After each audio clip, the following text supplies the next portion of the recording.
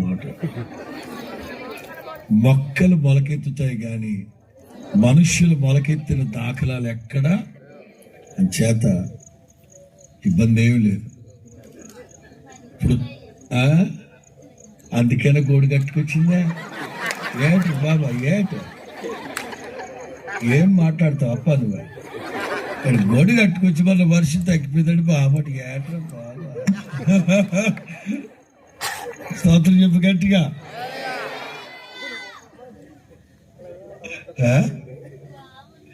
వాళ్ళప్ప సాలేవే బాబా.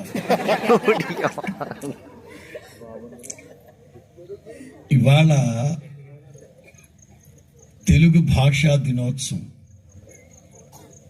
ఇవాళ తెలుగు భాషా దినోత్సవం.